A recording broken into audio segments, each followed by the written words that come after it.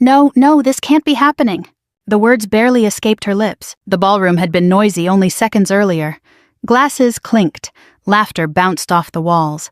Old classmates were catching up after years apart. Then everything changed. A little girl, maybe 6 or 7 years old, had walked straight through the crowd and stopped in front of me. "Are you Miss Hannah?" I nodded. She handed me an old photograph. The second the woman standing beside my ex-fiancé saw it, the color drained from her face. "No, no, this can't be happening." Her voice trembled. The room fell silent. My ex-fiancé looked from the photograph to his wife and back again. "What's wrong?" he asked. She didn't answer. She just stared at the picture as if she'd seen a ghost. And standing there in the middle of my 10-year high school reunion, I suddenly realized that after 7 long years, the truth had finally found its way home. But to understand why that moment mattered, you have to go back to the night my life fell apart. 7 years earlier, the night before I enlisted in the Army. I was 25 years old. I lived in a small town outside Springfield, Missouri. Nothing about my life was glamorous. I worked mornings at a diner and evenings at a grocery store while preparing for basic training. Most people thought I was crazy for joining the Army at my age. Maybe they were right. But after years of struggling financially, I wanted something bigger than the life I was living. I wanted purpose. I wanted stability. Most of all, I wanted to prove something to myself. Back then, I thought I was going to build that future with my fiancé, Tyler. We'd been together since high school. Everyone expected us to get married. Our parents knew each other. Our families attended the same church. For years, people referred to us as if we were already husband and wife, Tyler and Hannah. It sounded permanent. At least I thought it did. The evening before I was scheduled to leave for basic training, I was sitting at my kitchen table finishing paperwork. The house was quiet. My duffel bag sat near the front door. Everything I owned that mattered was packed inside. That's when Tyler knocked. I remember smiling when I opened the door. I remember thinking he looked nervous. I assumed he was emotional about saying goodbye. Instead, he walked into the kitchen and stood there without speaking. Something felt wrong immediately. "Tyler." He rubbed the back of his neck. Then he took a deep breath. "We need to talk." Those 4 words have probably ruined more lives than any others in the English language. I felt my stomach tighten. "What's going on?" He wouldn't look me in the eye. "I don't think we should get married." For a moment, I genuinely thought I'd misunderstood him. "What?" "I'm sorry." "You're sorry for what?" "Hannah, I met someone." The room started spinning. Even now, years later, I can still remember exactly how the kitchen light reflected off the countertop while my entire future collapsed. "Someone," he nodded. "She's different." Different. What a ridiculous word. Different. As if that explained anything. I stared at him. How long? A few months. A few months. While I was working double shifts. While I was preparing for enlistment. While I was planning our future. He had already been planning his escape. "Who is she?" He hesitated. Then he told me, her name was Claire. Her father owned several construction companies across Missouri and Kansas. They were wealthy. Very wealthy. The kind of wealthy people talked about in small towns. Country club wealthy. Lake house wealthy. Private school wealthy. I laughed. Not because it was funny. Because my brain couldn't process what was happening. So that's it. "Hannah, you're leaving because she has money. It's not just about money." "Really?" He finally looked at me. For the first time all evening, he was honest. "I want security." I'll never forget that sentence. I want security. As if I was the risky investment. As if loyalty had somehow become less valuable than a bank account. We were supposed to get married. "I know. You asked me to marry you." "I know. And now you're leaving the night before I leave for basic training." He closed his eyes. "I'm sorry." Sorry. Another useless word. I expected to scream. I expected to cry. Instead, I felt strangely calm. The kind of calm that comes when your heart breaks faster than your emotions can catch up. "So when were you planning to tell me?" "I thought it would be easier before you left." I almost laughed again. Easier for who? Certainly not me. For several minutes, neither of us spoke. The silence felt enormous. Finally, I stood and walked to the front door. He looked confused. "What are you doing?" "Opening the door." "Hannah, you made your choice." His eyes filled with guilt. Maybe he expected me to beg. Maybe he expected me to fight for him.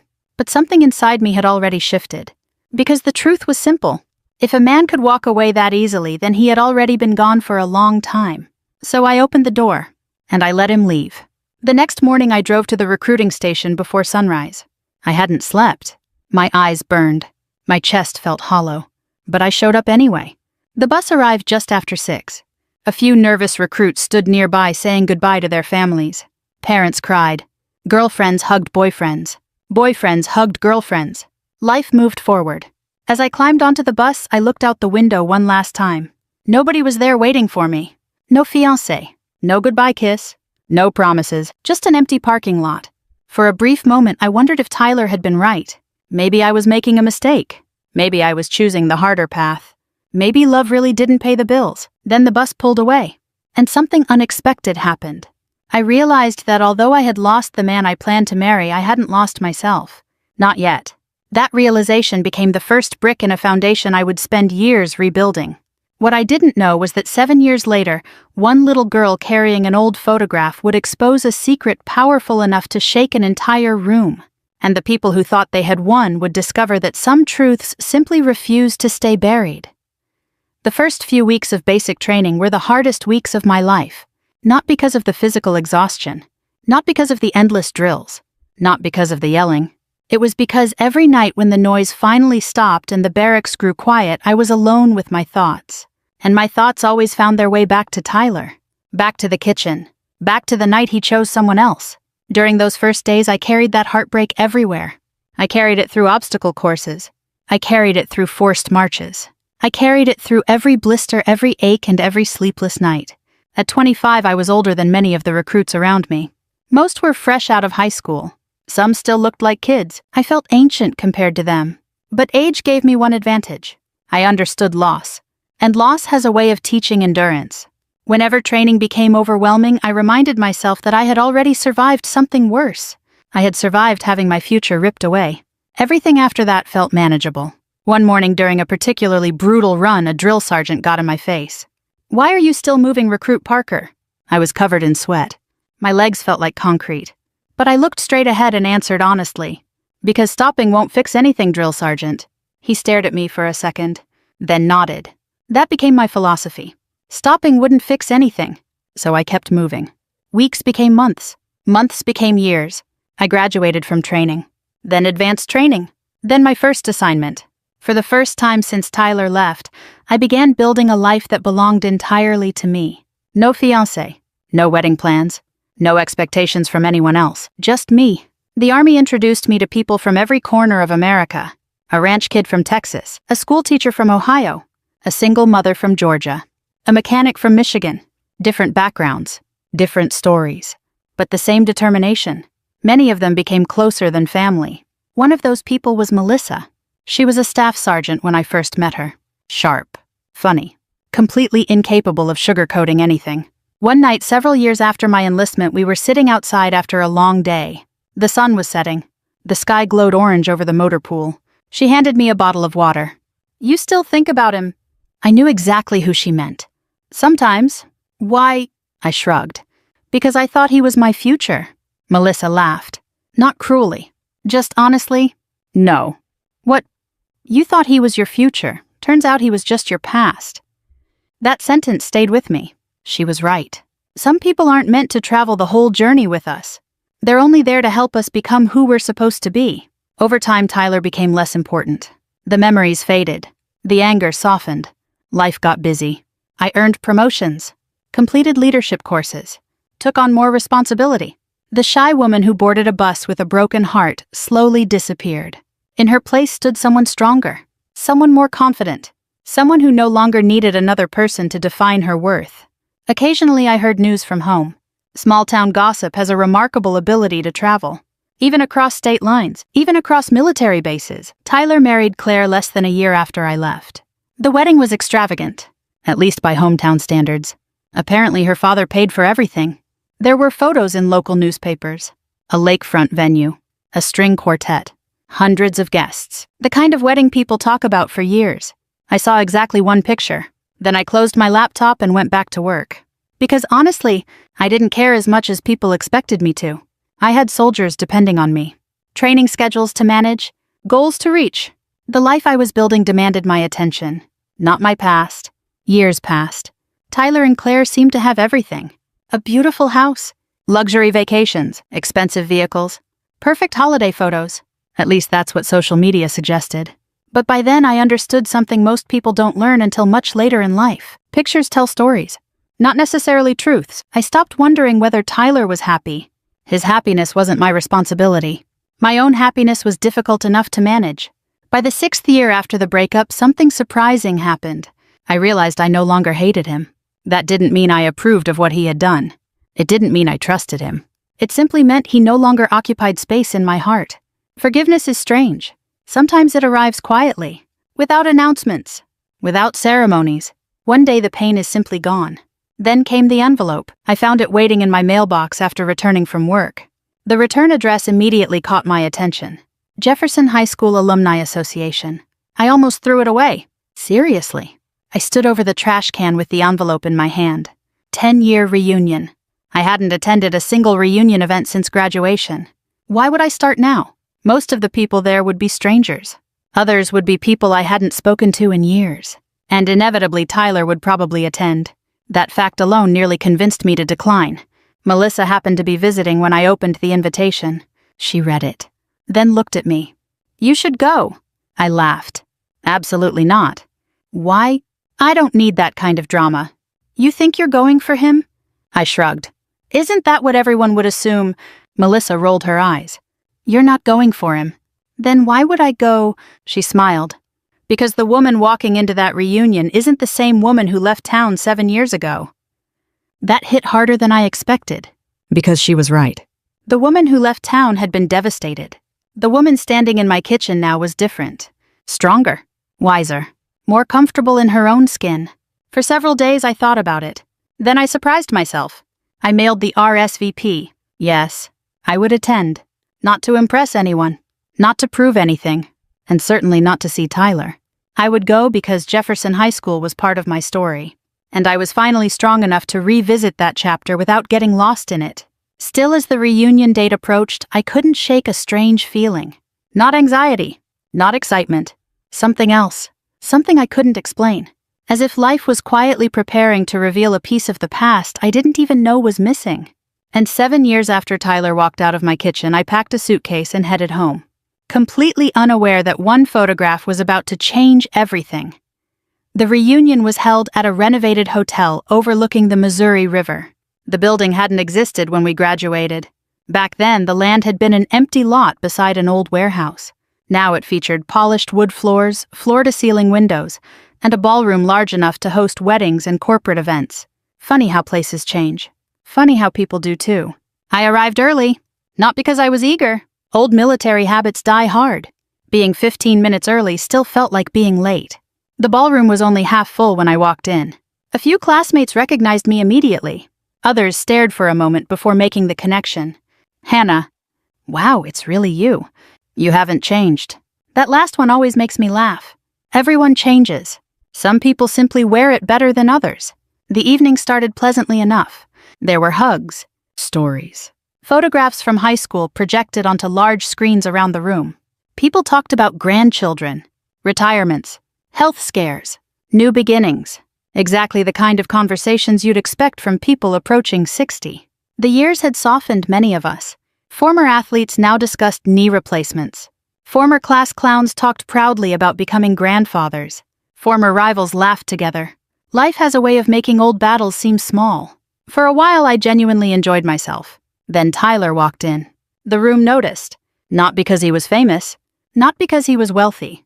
Simply because some people still know how to make an entrance. He looked older. Of course he did. We all did. His hair had begun turning gray around the temples. A few extra pounds had settled around his waist. Nothing dramatic. Just evidence of ordinary life. For a brief second, I saw the young man I once planned to marry. Then the moment passed.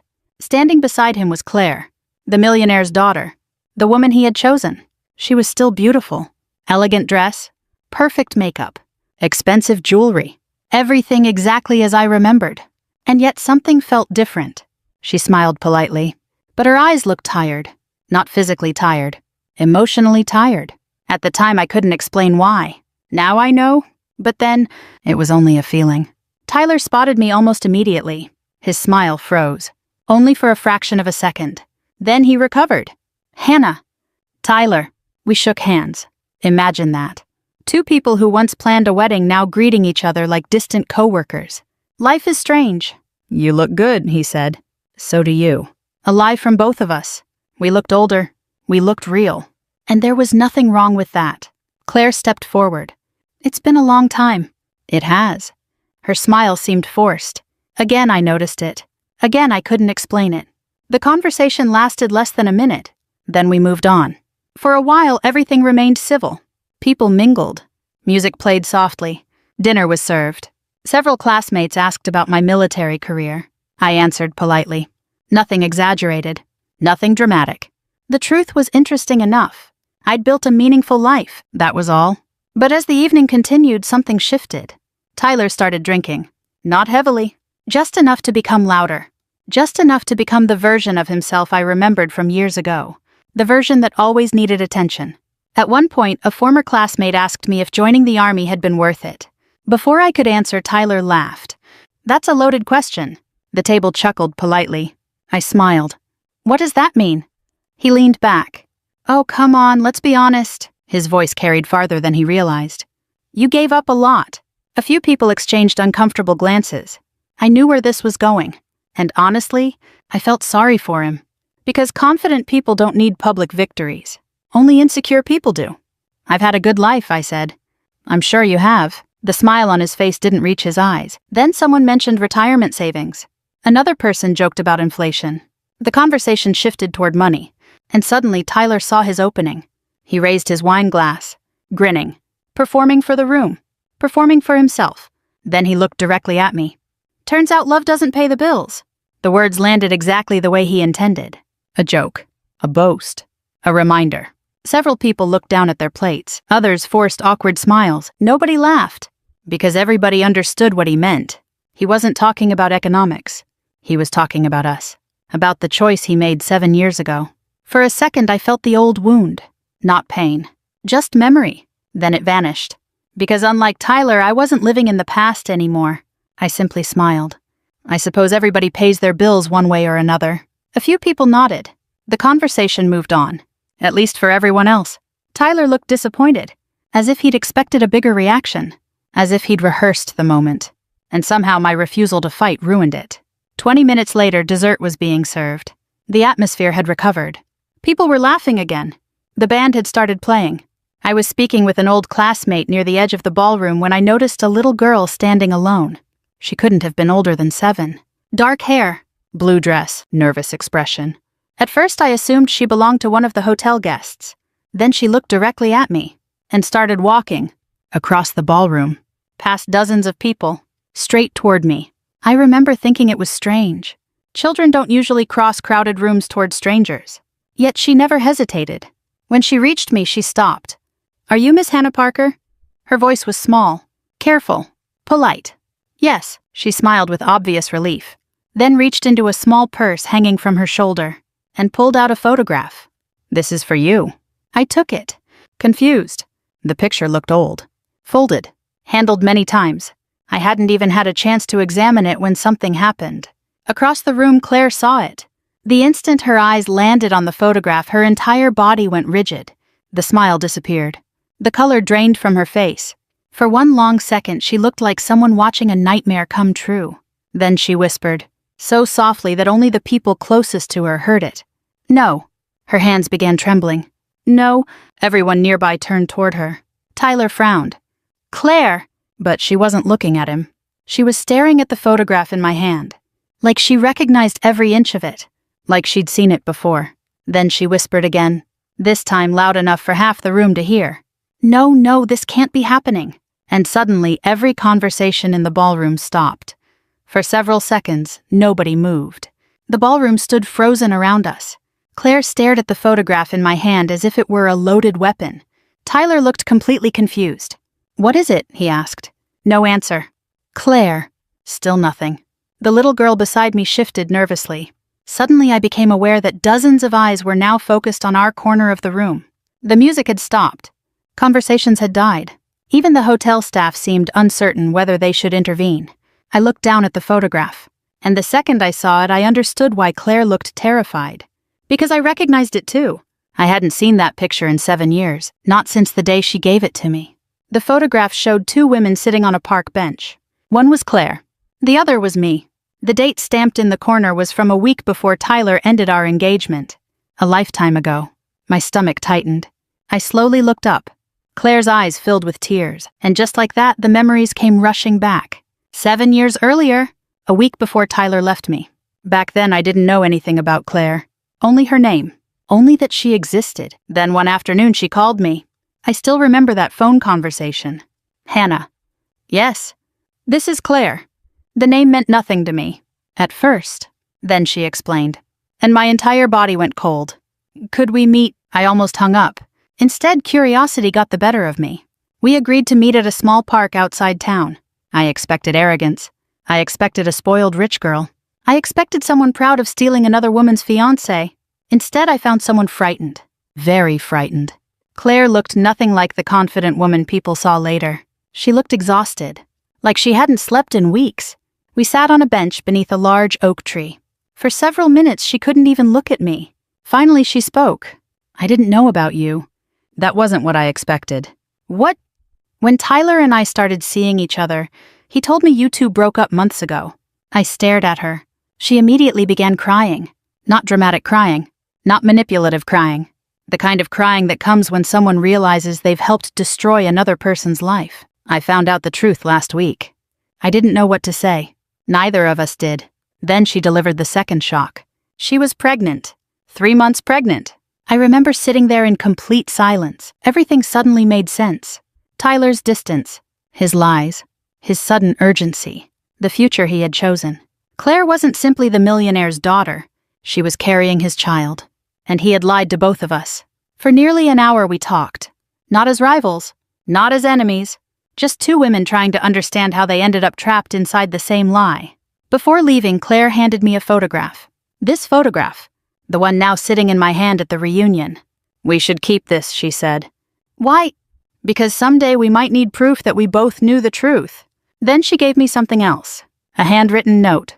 A note explaining exactly what Tyler had told her. Exactly when she learned about me. Exactly when she confronted him. Exactly how he convinced her to stay. I kept both items. Not because I planned revenge, but because life has taught me something important. The truth matters. Even when nobody wants to hear it. A week later, Tyler left me. I never revealed the photograph. Never revealed the note. Never exposed either of them. Honestly, I was too busy surviving. Then the army happened. Life moved forward. Years passed. And eventually the entire situation became a closed chapter. Or so I thought. Back in the ballroom, I finally understood what had happened. The little girl. The photograph. The panic. The child looked remarkably like Claire. Same eyes, same smile, same dark hair. She had to be their daughter. But why would she have the photograph? The answer arrived moments later. An older woman rushed through the crowd. Claire's mother. I recognized her from old newspaper photos. She looked horrified. Oh my God. Claire covered her face. Mom, the older woman turned toward me. Hannah, I'm so sorry. Nobody understood what was happening. Least of all Tyler. What is everyone talking about? His voice grew sharper. What photograph? Claire finally looked at him. And for the first time all evening, I saw genuine anger in her eyes. Not fear. Not embarrassment. Anger. Our daughter found it. The room seemed to shrink. Tyler blinked. What? The photograph. Claire pointed toward my hand. She found it in a box. Now people were openly listening. No one even pretended otherwise. The little girl looked confused. I wasn't supposed to... Claire immediately knelt beside her. No, sweetheart. Her voice softened. You didn't do anything wrong. Then she started crying. The child wrapped her arms around her mother's neck. And suddenly my heart broke a little. Because children always pay for mistakes they never made. Always. The room remained silent. Waiting. Tyler looked increasingly uncomfortable. What exactly is the problem? Claire stood slowly. Then she said the words that changed everything. The problem is that Hannah knew the truth 7 years ago. A murmur spread through the crowd. Tyler's face drained of color.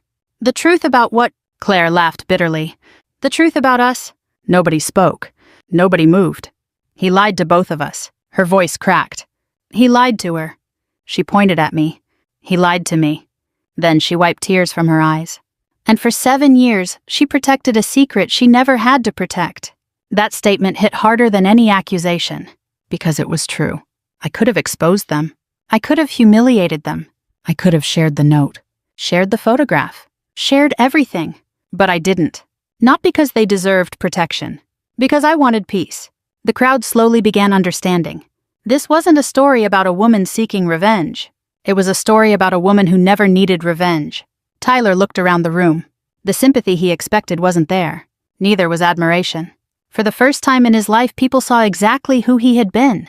Not the successful businessman. Not the charming husband. Just a man whose choices had hurt everyone around him. And standing there in that silent ballroom, he finally realized money couldn't buy back respect. Nobody spoke for several seconds after Claire's words settled over the room. The silence felt heavier than any argument could have. Tyler stood frozen in the center of it. For years, he'd been able to control the narrative. He was the successful one. The man who made the practical choice. The man who left a struggling fiancé and built a comfortable life with a wealthy family. At least that was the story he'd been telling himself. Now the room was seeing a different version. The real one. And the worst part for him wasn't that people knew. It was that he knew they were judging him quietly. Not for leaving me. Relationships fail all the time. People fall out of love. Life changes. They were judging him because of how he had done it. Because of the lies. Because he had manipulated two women who had trusted him. Because he had spent 7 years pretending he was the victim of circumstances rather than the author of them. The reunion continued eventually. People started talking again. Music resumed. Waiters cleared plates, but the atmosphere had changed. Everyone felt it. The illusion was gone. About 30 minutes later, I stepped outside onto the hotel's riverside terrace. The Missouri River reflected the lights from the city. The air was cool, peaceful, exactly what I needed. I leaned against the railing and watched the water. For the first time all evening, I allowed myself to breathe. A door opened behind me. I didn't need to turn around. I already knew who it was. Tyler. He stopped several feet away. Neither of us spoke immediately. Finally, he sighed. I don't know what to say. I looked out at the river. That's probably a first. A weak smile crossed his face, then disappeared. I deserved that. Maybe. The honesty surprised him. For years I had imagined this conversation. In every version I was angry. In every version I delivered some devastating speech. But standing there now I felt nothing like that. Mostly I felt tired. Tired of carrying a story that no longer belonged to me. Tired of being connected to a mistake from 7 years ago. Tyler stared at the water. I was a coward. I didn't answer. Because he was right. And because some truths don't require confirmation. I kept telling myself I was doing the responsible thing. His voice cracked slightly. I convinced myself that choosing security made me smart. I finally looked at him. And did it? He laughed quietly. Not happily. No. The answer came too quickly. Too honestly. For the first time all evening I saw something real. Regret.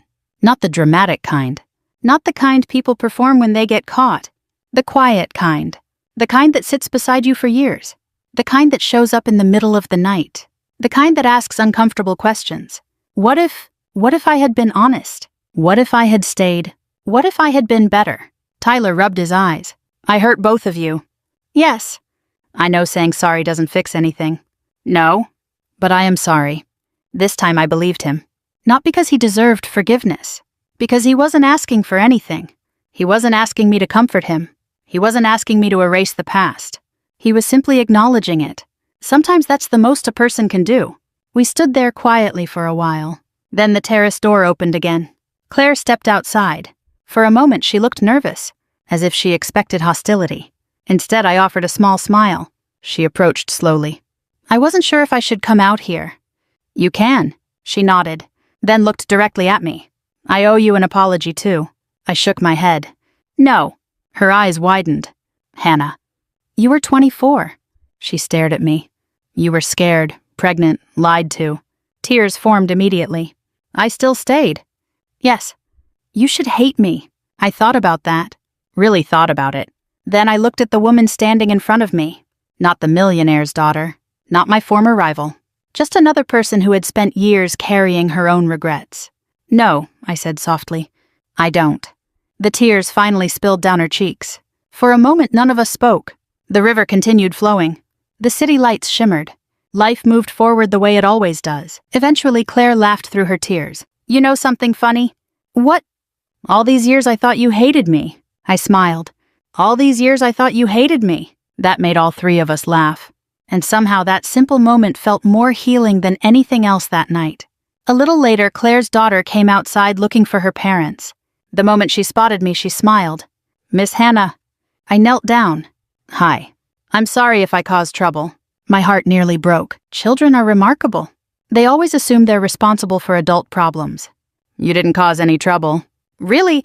"Really." She looked relieved. Then she hugged me. Completely unexpected. Completely sincere. And in that moment I realized something. The little girl had accidentally done what none of the adults had managed to do for 7 years. She had brought the truth into the open. Not out of revenge, not out of anger, simply because children don't understand why grown-ups hide things. A few days later, before returning to my duty station, I visited my parents' graves.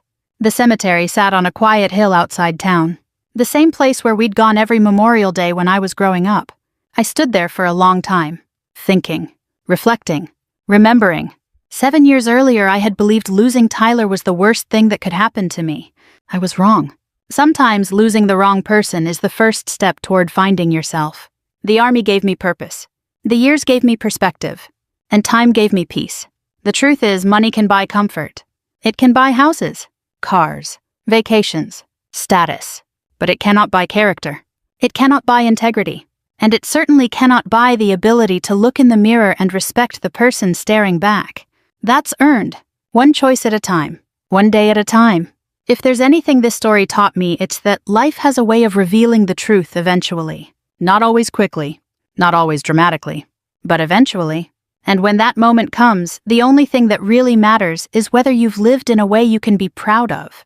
If this story touched your heart, take a moment to reflect on the choices that shaped your own life.